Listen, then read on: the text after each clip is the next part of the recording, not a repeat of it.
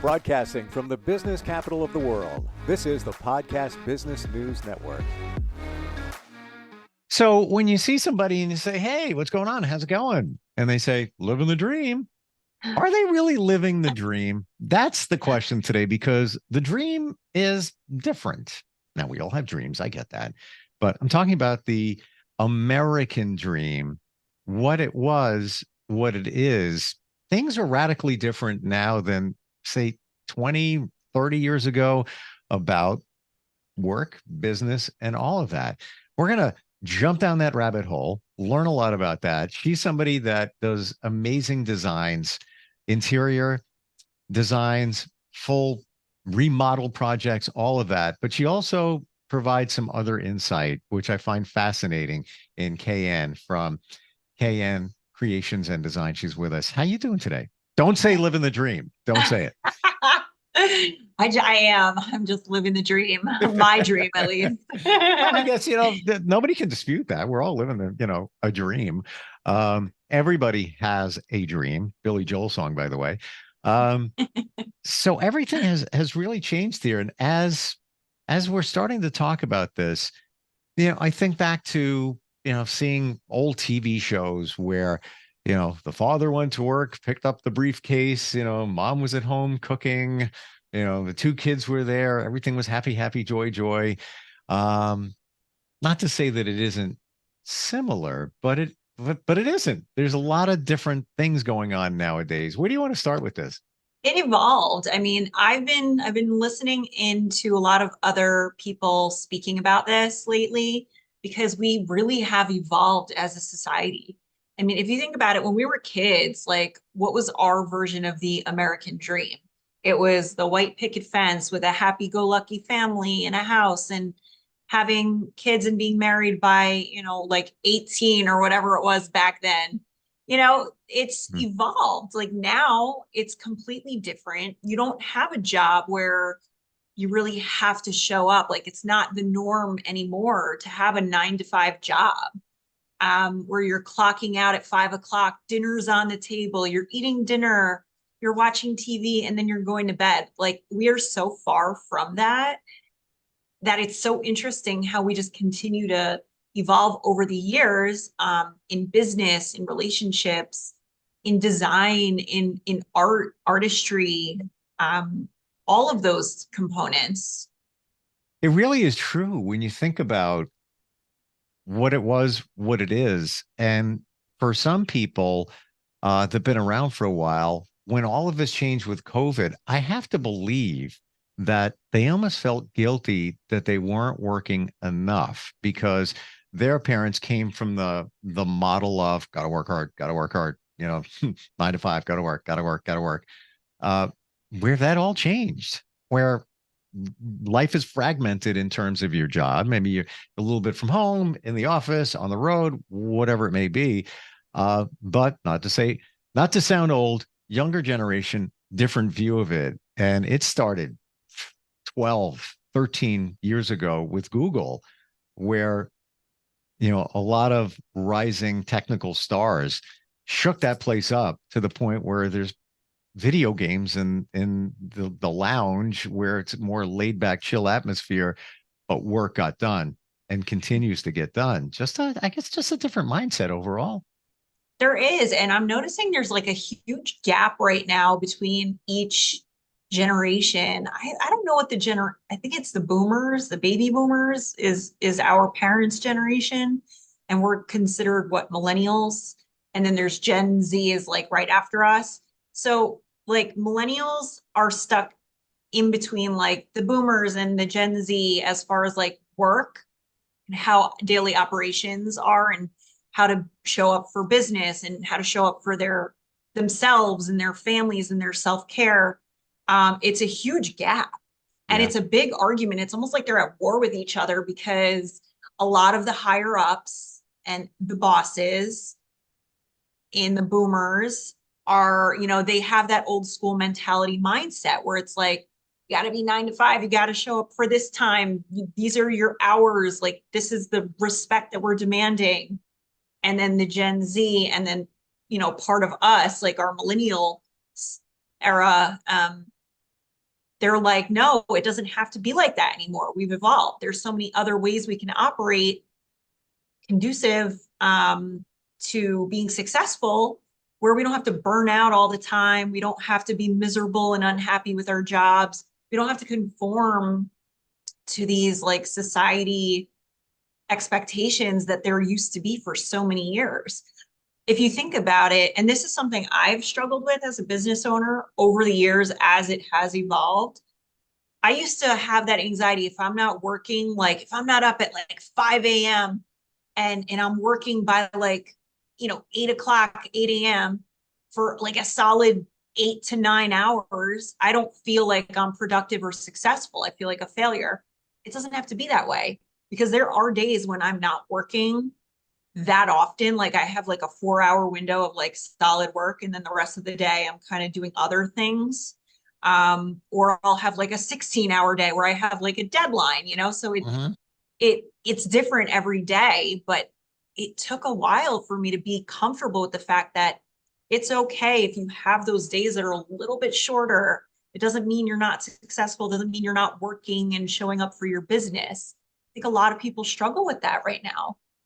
It's generational too, because boomers, it came from their parents. And I believe it may have came from the Great Depression, where when you were able to work, it was like work hard, work hard. So then they instilled that in the next generation. Fortunately, we broke that generational situation, but I believe it's 4.1 million. It's a record number of people will turn 65 this year, which, that generation now is heading into the retirement. But then again, we're living longer, so Yeah. keep working. But at least the cycle has been broken. And I had a wake up call in myself. And I work hard, but I try to, play hard at the same time. I would hear from friends like, "What are you doing?" "Oh, I'm laying in bed doing nothing. It's Saturday morning. It's 11:30. You're just laying in bed doing nothing?" "Yeah, just yeah, I'm watching TV." Really? I couldn't figure that out, because not that I'm like early riser, going to go going, but I'm always moving. I'm always doing something, hanging out with people, or I'm working or whatever it might be. And it took me, and I only realized this like 4 months ago. I'm not even kidding. I just stayed in bed. I door dashed, breakfast. It was great. Then I realized, oh, duh, you are doing something by doing nothing, because you're recharging your mind and your body by just laying in bed doing nothing. And it was Yeah. a real wake up call. And now I actually blank and look forward to it, like either Saturday or Sunday, depending on plans and stuff like that. I'll pick one and I'll lay in bed a little bit later. And it's, call a dog in, we'll just hang out. It's like the me time, but I didn't get it. And I think, a lot of people maybe don't get it, how You beneficial don't that get it is. until you're forced to get it. I mean, Well, if you yeah, don't take yes, that time to that's what it rest and was. reset, I mean, the universe, the world is going to show you it's time, and it's not going to be when you want it to be. So you Thank may you. as well figure it out now. Thank you for saying that, because I forgot to mention that I was dealing with a lot of stress, had like digestion issues and this, that, and the other. And that was it was like I got pushed into sleeping late. And that's when I realized, oh, okay, yeah, this is okay. What are some of the other things that you're hearing in terms of the not so much American dream anymore? Well, aside from the workforce, it's bleeding kind of into the design and art and build industry. Because we do have craftsmen, the older generation craftsmanship that learn to work with their hands. Hmm. Now everything is so computer derived and generated that like the guys who work so well with their hands and do sketches and hand drawing and drafting, in my industry, they can read the digital plans, not a problem, but they can't produce them. So that's where people like myself come in, where we could produce both. Like I was taught both in college. And actually, I was a late bloomer in everything in life when it came to learning. So I was very good with sketching and drawing, and not so good at the computer stuff until later on when I like had to be. Um, and a lot of people in my position kind of experience the same. I work with architects who are women and men who only hand sketch. And then I work with some architects that are a little bit younger who they do the whole shabam or they outsource, and you have those architectural plans that you see online. Same thing with like custom furniture building, people building with their hands. Like there's one guy I found on Facebook, and I think it showed up on like your For You page or whatever. And it's this guy, he creates these really cool hand carved, like Disney animated, like wooden plaques. And it is so detailed that it's insane. I've never seen anything like that. And it made me question, I'm like, damn, I gotta like continue to paint and do all the handwork because that's a dying breed. Oh, totally. Even it's hard to find people to become plumbers. There will always be a need. As far as we know, there will always be a need for that and some of the other trades. Now, I'm curious, the people that you're mentioning that are kind of doing it old school, are they younger as well? Some are. Some want to really keep it going, keep it flowing.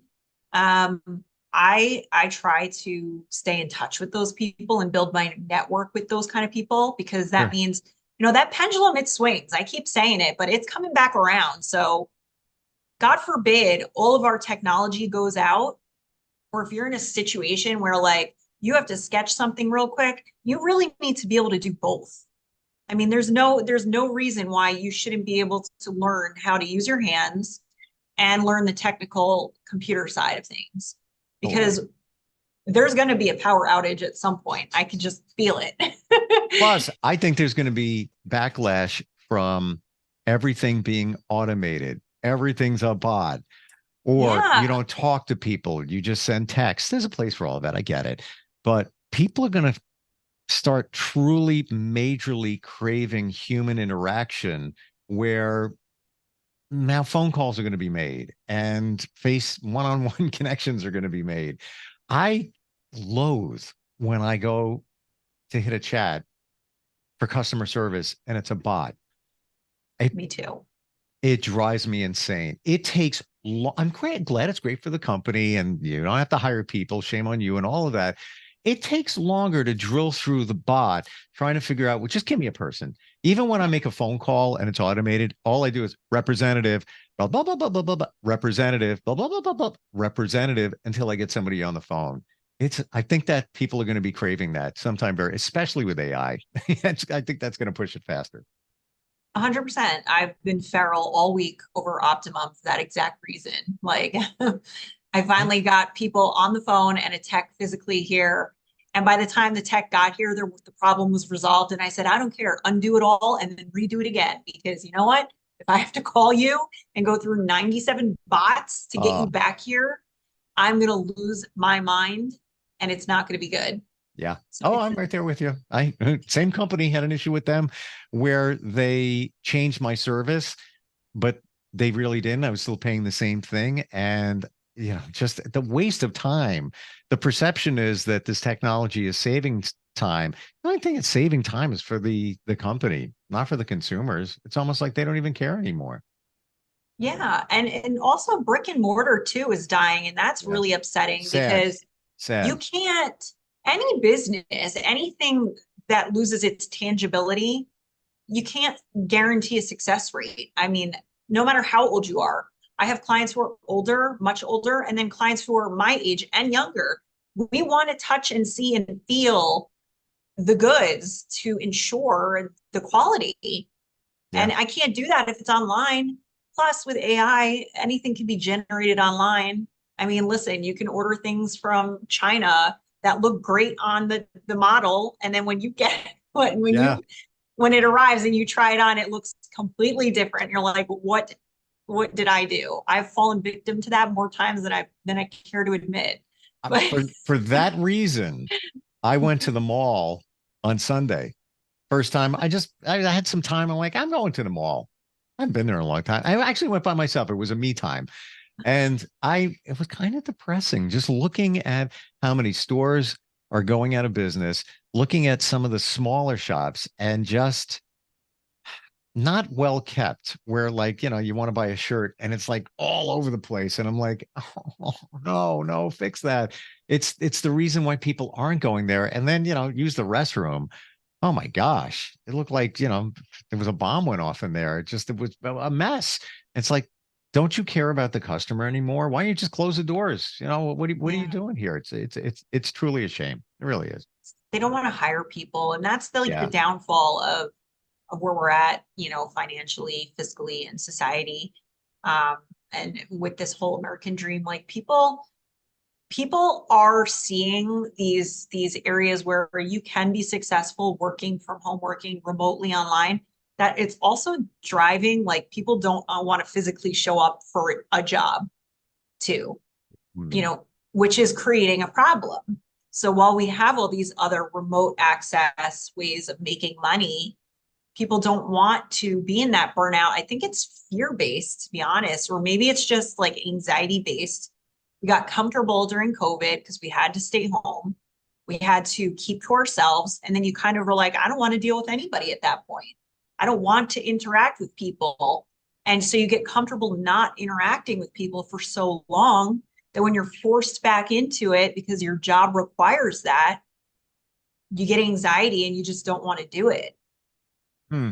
I never thought of it that way, that COVID changed the mindset of many to where they're not used to dealing with people.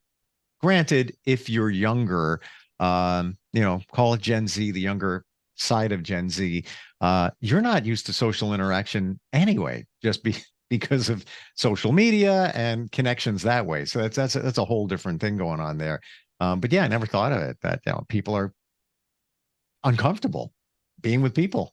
Wow. It's scary. I mean, I got like that in my own business as a designer, and I'm like, I need to work with people. Like, there's no way around it. You can't be like Charlie and Charlie's Angels.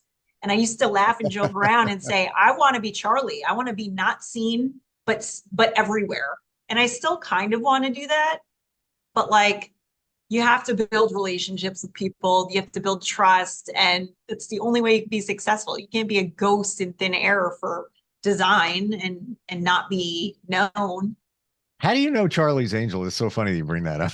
Like, it's like so old school, but it's on your There's radar. newer versions I too. know. All right, I get it.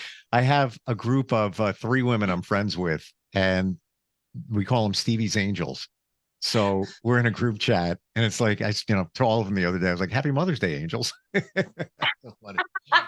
uh, what else are you thinking about in terms of the American dream? What has changed? Like I'm looking in my mind, certainly in terms of making purchases. It's amazing how Amazon went from, wow, kind of cool, to the backbone of America in a very short period of time. Yeah, Amazon is huge. I mean, they keep growing. That's what's scary is like it's hard to keep up. And I'll be honest, like I have seller accounts, like I'm the seller on Amazon. I can't even keep up. It's overwhelming what Wow. they continue to offer. You know, everything, cosmetics, medicine, home goods. Like the home goods stuff scares me because I'm like, I know where they're getting most of it from. They're getting it from Alibaba, which is China. That's where they're getting it from. I did a whole Wow. course on this stuff, and Wow. it got to be like really overwhelming. And even if you try to take like an item and resell it yourself and customize it to make it a little different, the minute you do that, it's all over. I mean, they take what you want to do to it and they just run off to the races with it with their name on it. So it's like it's going to forever grow and be a thing, Amazon, but I don't know the longevity of it. I don't know what it's going to be in 5 or 10 years. Isn't it interesting that on one side, in technology, you have Amazon. We live in an Amazon world. Press a button, it shows up. Then on the other side, we have what we were talking about before, the bots, when you try to get customer service. And it's the complete opposite of the Amazon situation. Like, it's weird how it's not all the same. It's vastly different. But you know what's actually interesting? So I've noticed so many Amazon trucks as I'm driving. Oh my gosh. They're doing a really good job with giving people jobs. And that I commend them for, because there are people who have phenomenal jobs. They're well taken care of. They're getting benefits. They're getting all these things that a lot of other jobs are not offering. And I always say, True. like, if for some reason I ever really shifted gears and like totally went out of what I'm doing, I would accept an Amazon job 100% because they are taking care of their employees. And I think that's why they continue to grow. Yeah. Starbucks, great company too. I have friends that work part-time at Starbucks for the benefits. The benefits are fantastic. And interesting, we mentioned Amazon and bots. AI is being used by Amazon employees right now, and it's a problem at the warehouses because they have something called voluntary time off, where you just get, it doesn't count toward your vacation time, you just get time off. Well, no slots are available because employees are using bots to claim the time off. They figured out What? you have it's voluntary time off where it's like, oh, take a day off, take a day off. There's certain slots available, doesn't count toward Yeah. your vacation time. So some tech savvy employees are using AI bots in the Amazon system, you know, the back end of the system for employees to Yeah. claim their time off because there's only a certain bank of time. So they're using Yeah. bots to do it. So now Amazon has to clamp down on that. They better button that up real quick Yeah. because there's enough technology to go around where they can nip that in the bud. They can get rid of that. I mean, that's scary. Isn't it interesting how Amazon went from convenient to now essential, where I don't order anything from anybody else. I just ordered on Amazon Me because too. it's just convenient. I don't feel like plunking in the credit card numbers again. I don't feel like doing this, even if it's auto populated and I just got to put in the 3-digit code. It's already set to go. And it's almost like a test. Like, you know, I'll see an ad for something, you know, oh, it's a cool pair of shoes. All right, so let me check that out. And then I'm like, wonder if it's on Amazon. Boop, boop, boop, boop. Yep, sure it is. Same price. Sold. It's just And to be easy. honest, they make it easier if something happens, like let's say you Yes. order shoes and you have to return them. Yes. There's so many drop-off areas for the return that is so easy Yeah. that it's too convenient. Like I would normally just take the L and say, screw it, I am not returning this item. I've lost so much money in things and tangible items because of that, because I just didn't feel like returning them and shipping them back. Now I can go anywhere and just drop off my Amazon return and it's so easy. Yeah. And I wonder, like, how are they doing that? How are, you know, because it's got to be expensive. But then I figured out, oh, wait a minute. Most of us opt to put it back on our Amazon account where it shows up in like an hour, as opposed to on your credit card, which 7 to 10 business days. And then you got to keep track of it. So they just took that money and they're just recycling it. So Yeah. it pays off for them. Tell me more about your work and how things have changed. Like, I think it's fascinating that there are still some master crafts people out there doing some of the work that you connect with in terms of designs. Any other stuff in that area? Yeah, there is wallpaper installers, for example. Mm, Wallpaper used to be huge back in the day, and it got so like nauseating because it was so overused. Now people are like, oh, I don't want wallpaper, but it's changed. Now they have all these new beautiful wallpapers on the market that people want it again. And then there's not enough wallpaper installers to actually like have that artistic eye to match the prints and apply it the proper way. There's some out there and they're not cheap. And people are like, why does it cost so much money to hang wallpaper? I'm like, because it's very intricate. It's not just like wrapping a box with paper. Like there's a whole system to it. You want it done the right way, or do you want it to peel and look like crap in like 6 months? I So never pay a even little thought of more. that. I never thought of that. And wallpaper got a bad rap years ago because it's hard to remove. So it's like, Yeah. I kind of like it, but am I going to do it? Because if we want to change it, can't really paint over it. Yeah, we'll just paint. We'll just paint or do a faux finish on a wall. That was big for, a hot 2 days back, like, I don't know, 12 years ago. I remember trying to do it. It didn't turn out well. Well, back then also the adhesive that was being used for the wallpaper was very different. It was almost like cement. Yeah. Now it's designed in a more chemical friendly way where it's safer to inhale Yeah. upon installation, but also removing. You can literally take like a steamer, like a clothing steamer, put it up to your wallpaper and steam it, and it should peel right off.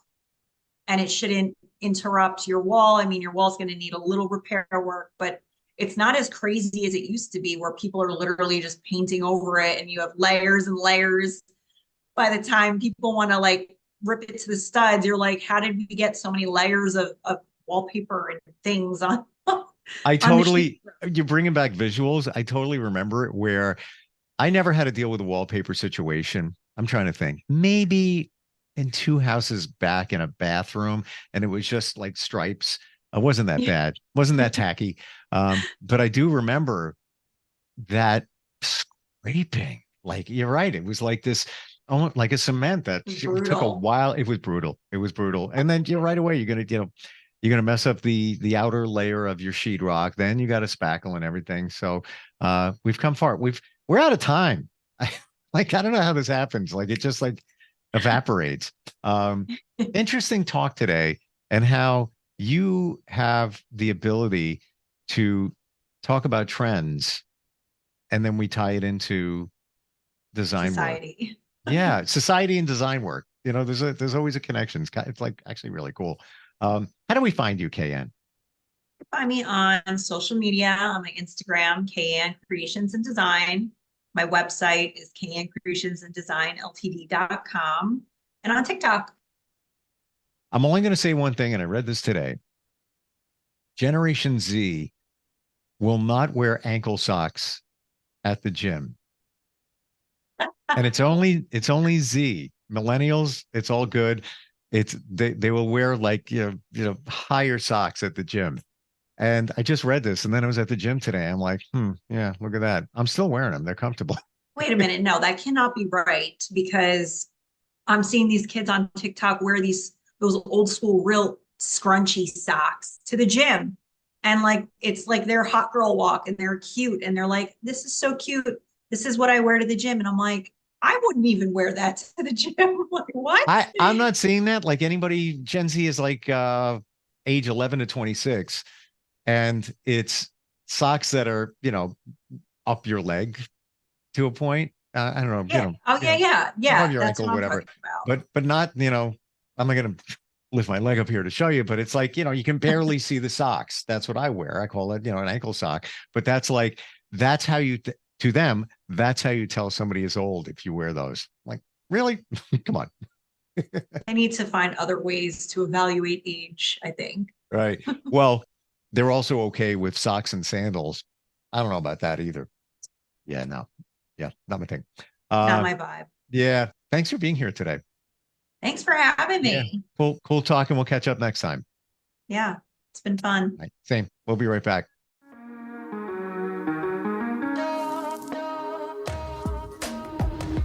Broadcasting from the business capital of the world, this is the Podcast Business News Network.